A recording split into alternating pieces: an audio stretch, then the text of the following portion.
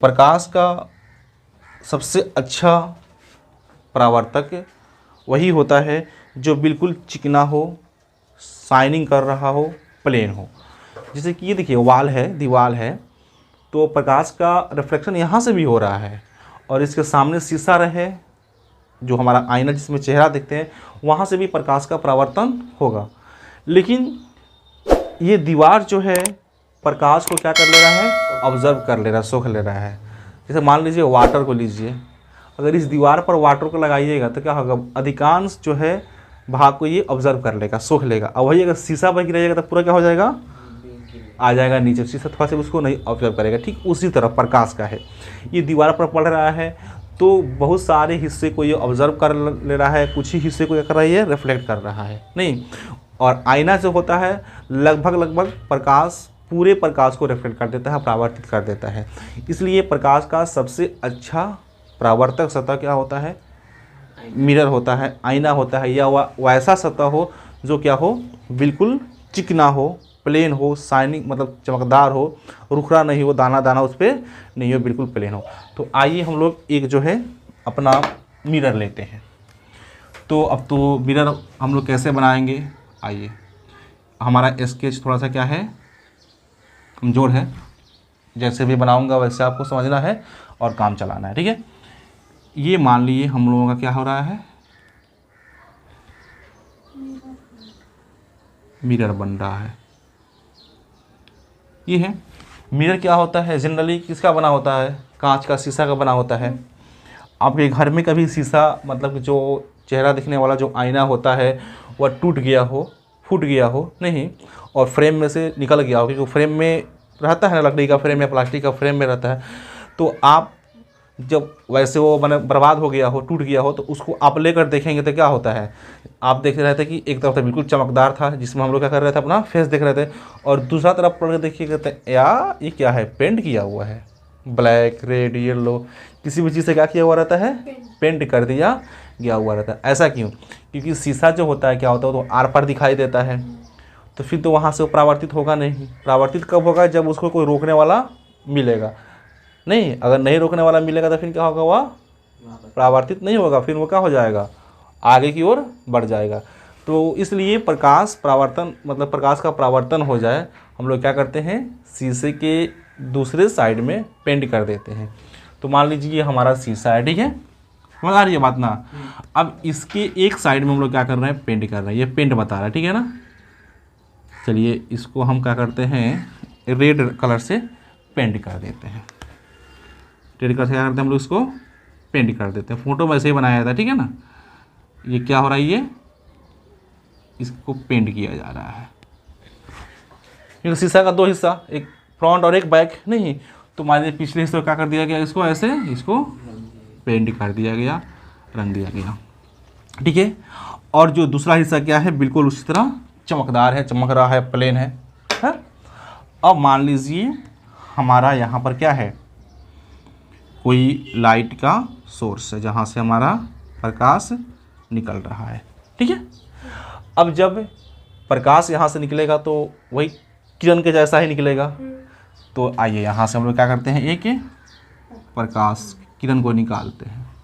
अभी जा रहा है, बिल्कुल सीधा जा रहा है ना, देखिए तो बिल्कुल सीधा है। इसको आप जो है ना एरो के चिन्ह यानी कि तीर के चिन्ह से आप ऐसे इसको दिखा देंगे, हाँ, क्योंकि हमेशा किरण को जो है ना तीर के निशान से दिखाते हैं। यानी कि यहाँ पर कोई हमारा क्या है, ऑब्जेक्ट है जहाँ से हमारा प्रकाश निकल रहा है। अब यहाँ से एक किरण मान लीजिए निकली, बहुत सारी किरणें भी हो सकती हैं, लेकिन फिगर उसको समझना है तो हम लोग एक किरण से समझ रहे हैं, ठीक है। तो ये मान लीजिए प्रकाश जो है क्या हो रहा है, आपको जा रहा है।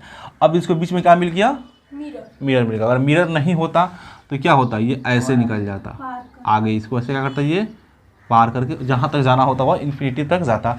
लेकिन इसको बीच में क्या मिल गया, मिरर मिल गया, और वो भी ऐसा मिरर मिला हुआ है कि ये तो घुसे तो क्या हुआ, यहाँ पर इसको पेंट किया हुआ मिल गया, ठीक है ना। क्या मिल गया, पेंट किया हुआ, बिल्कुल ये सबको पेंट कर देते हैं ताकि क्लियरली क्या होगा आपको बात समझ में आएगी। इसको भी पेंट कर दीजिए ताकि यहाँ से आगे क्या होंगे, ये बढ़ेंगे ही नहीं, ठीक है ना। अरे बस समझ में, ये सब क्या हुआ है आपका पेंट कर दिया गया है। ओके, बिल्कुल गहरा पेंट किया गया हुआ है, डार्क है।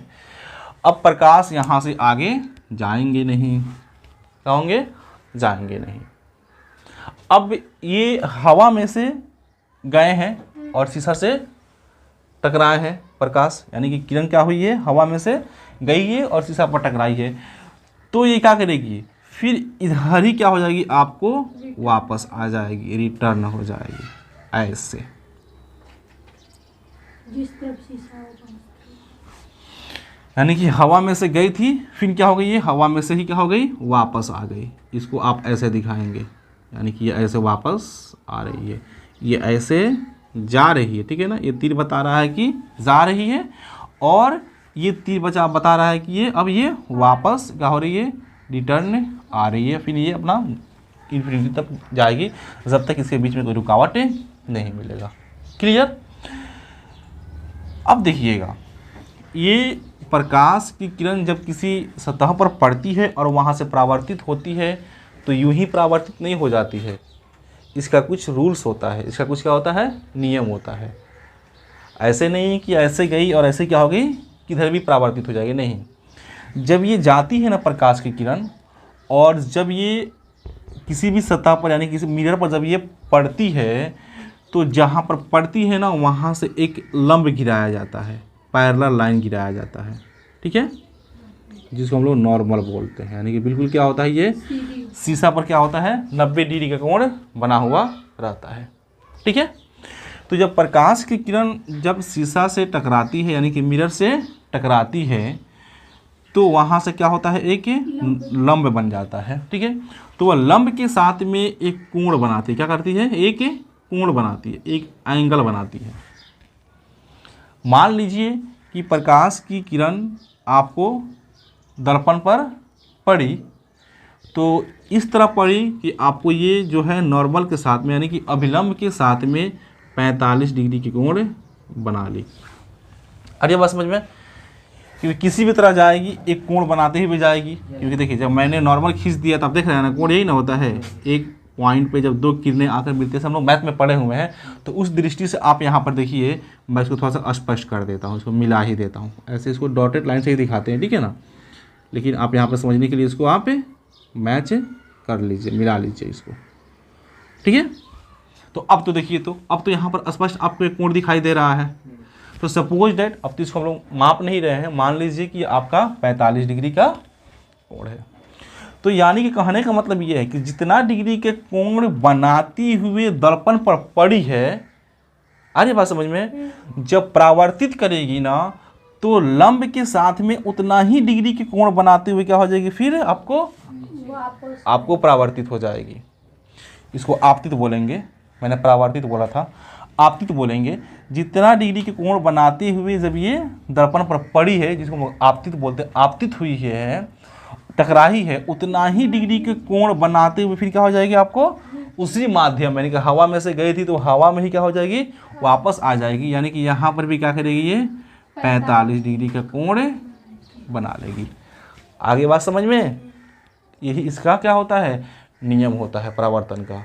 आगे चलेंगे तो परावर्तन के 2 नियम होता है, उसको मैं नोट करा दूंगा, लिखवा दूंगा। लेकिन एक नियम हम लोगों ने देखा कि जितने डिग्री के कोण ये नॉर्मल के साथ बनाते हुए किसी सतह पर, सतह का मतलब आप भेजा में रखिएगा कि दर्पण, मिरर, परावर्तक सतह, यानी कि किसी भी परावर्तक सतह पर जब वह पड़ेगी तो नॉर्मल के साथ में जितने डिग्री के कोण अगर किरण बना रही है, उतना ही डिग्री के कोण बनाते हुए क्या हो जाएगी, वह रिटर्न हो जाएगी। अब जरूरी नहीं है कि 45 डिग्री के कोण बनाते हुए जाएगी, मैंने एग्जांपल देकर समझाया। कभी कभी हो सकता है कि ये 30 डिग्री कोण बनाते हुए जाएगी, तो 30 डिग्री कोण बनाते हुए क्या होगी, गिरेगी। कभी कभी ऐसे होगी 120 डिग्री कोण बनाते हुए जाएगी, तो 120 डिग्री कोण बनाते हुए क्या हो जाएगी, परावर्तित हो जाएगी। आगे बात समझ में। चलिए, अब जो इतनी चीज़ आपको दिखाई दे रहे हैं ना, इनमें सबका अपना अपना नाम होता है। मैं फिगर में ही सबके नाम को नोट कर देता हूँ, और अगले सेशन में क्या होगा, सबका जो डिफिनेशन होगा, मैं डिफिनेशन जो एक करके दे दूंगा। क्योंकि आज टाइम देख रहे हैं कि फिनिश हो रहा है, तो सिर्फ इसका नाम देकर फिर हम लोग सेशन को एंड कर रहे हैं।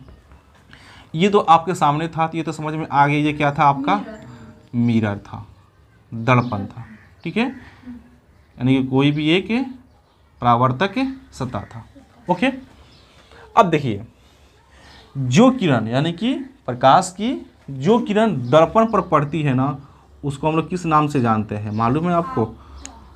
किस नाम से जानते हैं हम लोग इसको? आपतित किरण बोलते हैं। क्या बोलते हैं हम लोग? आपतित किरण बोलेंगे, ठीक है। इंग्लिश में इसको बोलते हैं इंसिडेंट रे। क्या बोलते हैं? इंसिडेंट। क्लियर? यानी कि जो किरण आपको दर्पण पर जाकर पड़ रही है, टकरा रही है दर्पण से, उसको हम लोग आपतित किरण, इंसिडेंट रे बोलते हैं। और ये तो हमारा कोई क्या है, लुमिनस मान लीजिए ऑब्जेक्ट है जहाँ से प्रकाश निकला। लिख दूँ क्या यहाँ पर? ये लुमिनस ये ऑब्जेक्ट है, लुमिनस ऑब्जेक्ट जहाँ से प्रकाश निकल रही है। अब आइए, जिस बिंदु पर जाकर टकराती है, किसी न किसी बिंदु से वो टकरा ही रही है ना, तो उस बिंदु का नाम क्या होता है? मैं ऊपर लिख दे रहा हूँ, ठीक है। क्या होता है उस बिंदु को? हम लोग बोलते हैं आपतन बिंदु। क्या बोलते हैं? आपतन बिंदु। थोड़ा छोटा छोटा लिख रहा हूँ, आप पढ़ने की कोशिश कीजिएगा, ठीक है। आपतन बिंदु, इंसिडेंट पॉइंट। क्या बोलते हैं इसको? Incident point, okay. अब आइए, जब ये रिटर्न होती है, वही प्रकाश की किरण है, पड़ी तो उसको क्या बोल रहे हैं? आपतित किरण, इंसिडेंट रे। लेकिन वही किरण जब परावर्तित हो रही है, वापस रिटर्न आ रही है, तो इसको जानते हैं हम लोग क्या? परावर्तित किरण। क्या बोलते हैं इसको?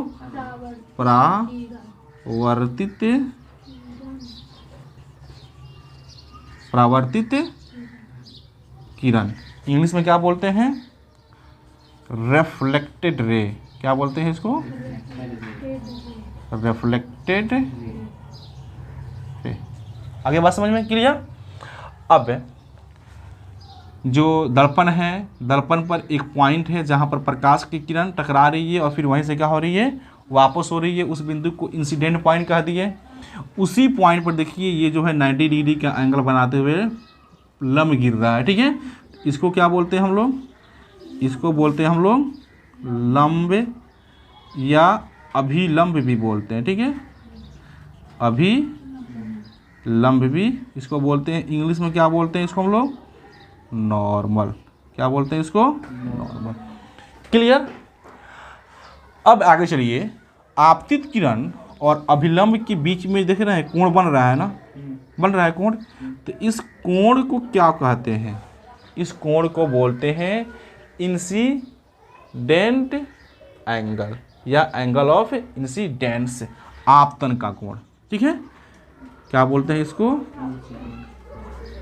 आपतन कोण, आपतन का कोण, आपतन का कोण या आपतन कोण भी बोलते हैं शॉर्टकट में।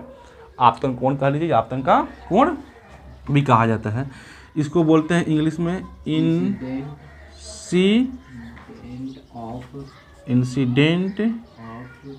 नहीं, इंसिडेंट एंगल ही सीधे बोल दिया जाता है, ठीक है, ठीक है।